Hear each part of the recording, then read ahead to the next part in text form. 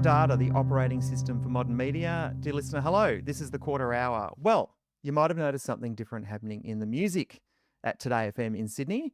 And we're going to talk to Amanda Lee, who's the head of Metro Content for the Hit Network.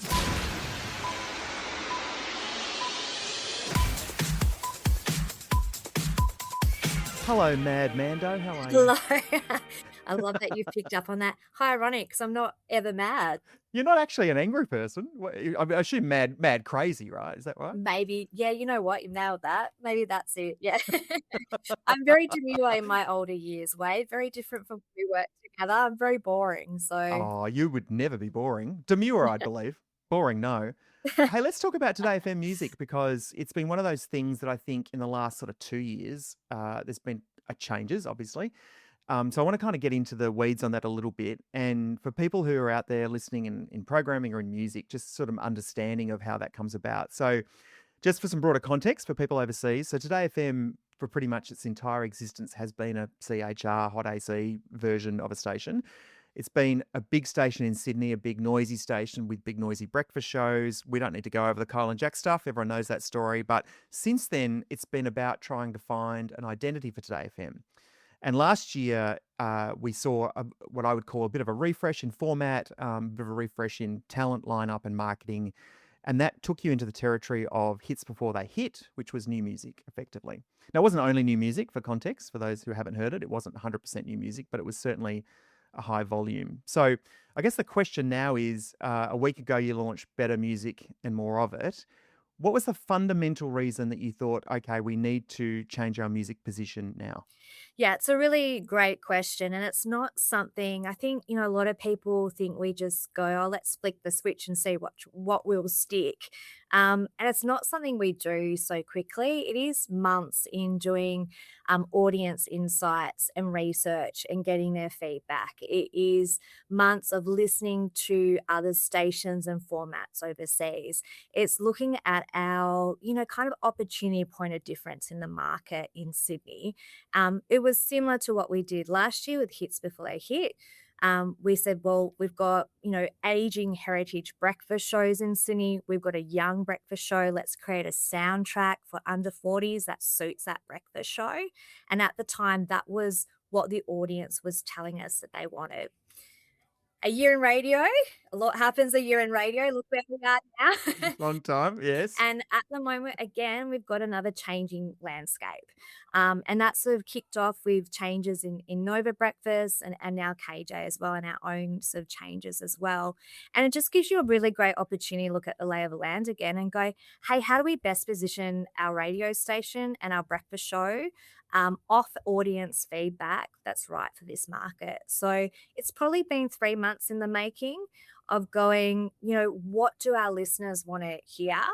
What do they resonate with? And I think, I'm very, aware of here we go, we're changing again. But I think it's a very internal trade thing, don't you think? I just wonder if our listeners really do pick up on format changes or if they just love music and what is a great playlist for their lives. So I think, that might be just a bit of a trade internal thinking. And we've got to think about our listeners and go, what do you want? And we know from, the 25 to, 44 female, that audience, they want music they can sing along to, they're familiar with, it energizes them. And they do love the kind of 90s, noughties, those formative years where it does create great memories. It's hard at the moment. There's wars going on, there's fuel crisis. We want to resonate with that nostalgia and that music again that makes us feel good and brings us up to, when we were dancing on podiums at Crown Nightclub. Like, you want that kind of feeling. So that's kind of the playlist that we've created for today. Okay, that makes sense. So do you think that, was there like a trigger moment? Did you have a moment a few months ago where you went, okay, I think we need to kind of revisit this, like a strategy day or a research study, or was there something that set the wheels in motion? Yeah, I think we just had, an opportunity with breakfast. I think that show's really broadened out this year with all the changes. It was a younger show, younger content. M brings That young mum, young family content. She does amazing pop culture content, family, lean in primal content. So her real superpower. I think we were broadening out that show, and it gave us an opportunity to look at the market again and find our lane. What is our soundtrack that is different to everywhere else that's going to attract a new audience into the station? So it wasn't kind of a let's have a strategy meeting. It was, here is the lay of the land. We're not going to have this opportunity again. It's kind of a once in 20-year opportunity when you have a changing breakfast landscape. What do we need to do to put this show and station in the best position? Yeah, sure. And I think, that's a good way to think about strategy in terms of, you've got to support all the other components. So last year it was a younger, newer breakfast show. We need to support that as much as we can with new music around it. Now you've gone broadened out breakfast as well. And then the music and the imaging and production and promotions and tactics, all those great features that make up a great radio station need to be thought about. Has the target audience changed or it stayed the same? No, we've really gone with a sort of under 40s variety format. You could extend that to sort of 44. And in time, 54, as well. So, a lot of our core artists are those big artists, still those big CHR artists, the testing artists that came back, Rihanna, Justin Bieber, Ed Sheeran, Destiny's Child, Beyonce, bit of Spice Girls in there. So you could really see kind of what were those, still big artists that CHR play. And some of those songs like from the 90s and noughties that people are still loving. If you think when you go out, Wade, I'm sure you still go out too. I do. Thank you. Go out to a party, to the 30th or 40th, and you know what songs get people up on the dance floor, and you can have, a younger, the 20s in there and, they love all their cool stuff and their Kendricks and all that. But then once all those bangers come on like Spice Girls and Shania Twain and all that, everyone is up dancing and they do know it, and it is that create that feeling that, music that energizes me and I can sing along to and I love. Nice. I suppose you're riding speaking of nostalgia, riding the Bieber bandwagon a little bit at the moment? A little bit. You know what? I have so many of I call them my kids here. They love Bieber. They're all speculating a tour's on the horizon, I have no doubt. And, we work very closely with Universal Music, and you can see a lot of Bieber's older tracks are resurging again, taking them back to his old school, which is great. So, yes, I am riding the Bieber because everyone here is. So it'll be exciting if he does come out. Be good. Speaking of record labels, so Annabelle heard from Aria. I had her on the pod a month or so ago, and she was talking about new music and what the Australian radio industry does to support it. And in general terms, obviously everyone's very supportive of each other. That's how the industry works. But I think what I took away from that chat is that she would want a little more courage, in her words, from music directors, content directors such as yourself, in terms of taking a punt on some different artists. So how does the Today FM change work with new music and new artists? I think just from our audience feedback as well, they still want new music. They still want Australian music. They want it in the shows where and the day parts where they're discovering music. And I think we've got such an amazing show with the hot hits with Nick and Lauren. And we really saw that at the start of last year. We probably had content shows in at nighttime. And we, as a network, we were really missing those music shows and that passion from announcers and discovery and supporting local artists. And I think they just do such a brilliant job at that.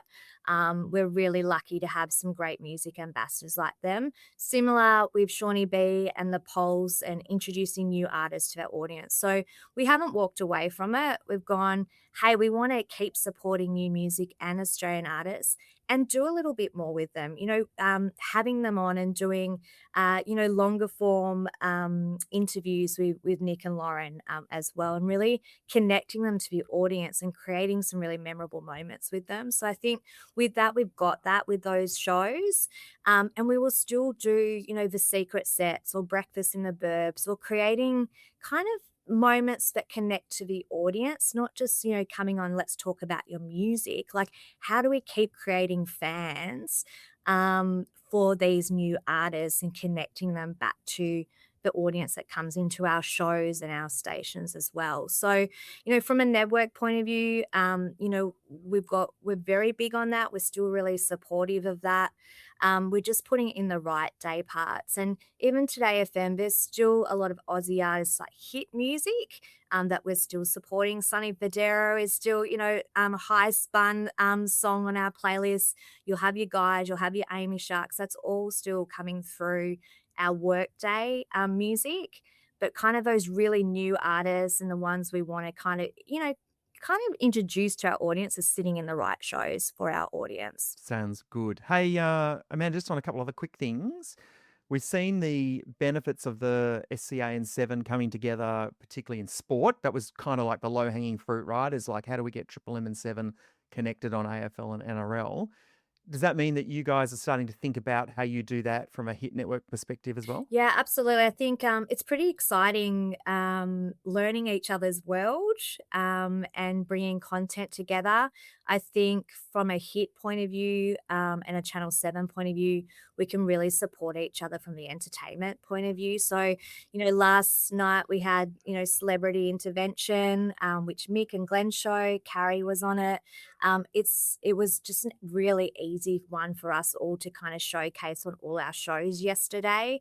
In the same way, we worked, with Fox and with FIFA and Nick and the Good Friday appeal, and that was such a success. It was probably a very short turnaround, and we can do a lot more next year. But the opportunity to work together in terms of that appeal and appearances from the guys, or promos, or what we do on socials. Brad Wood took over R&B Fridays and it was the Good Friday appeal. So we're seeing lots of ways we can collaborate. And, we know so what's coming up for them and what we can promote throughout our shows. But in the same way, we've got the opportunity to, like we did in Sydney with Nathan M, we've done, the People's premiere and we've built a TVC together. The Chicken Showdown, they were very much part of showcasing that on Sunrise and in the news as well. So there's some really nice synergies there where it's a two-way street, and we're only just beginning. Like, we're 3 months in, so it's great, the Triple M and the sport part, but there's a lot the Hit Network can do as well from an entertainment point of view. Awesome. All right. Well, thank you so much for coming on today. The last question I've got for you is just a listener question from our P1s of the pod. And I think you've answered this, but I just want to kind of like make sure that you're really clear on this answer.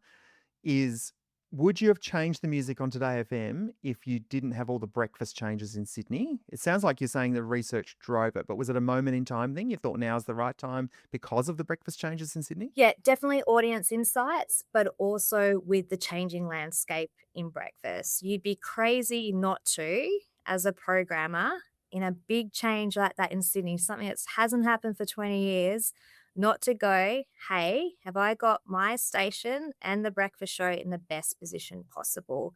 And what is our audience telling us? And they're telling us we want variety, we want familiarity, and taking that all into account to make the changes we did. And as much as everyone thinks we just put CDs on and away we go, I'm sure some people still do. A lot of science, a lot of research goes into it. And I have to credit, Kiri Martin, who's done a phenomenal job there in a content leader but music director role of really driving that with the team as a station point of view. So credit to her as well. Awesome. Thanks, Mando. Good luck on Thursday. Thank you. See what the survey gods bring you. Well, you never know, hey? It makes it interesting, doesn't it? It always does, but, you know what? You get what you get, and you move on from that. I think you've gotta keep celebrating all the great content. I think we're very quick to move on, after an arc or after something, and you've gotta celebrate, really, what your teams do and put all their efforts into and the content you're creating. So, yeah, see where we go. Awesome. Thanks for coming on. No worries. Thank you.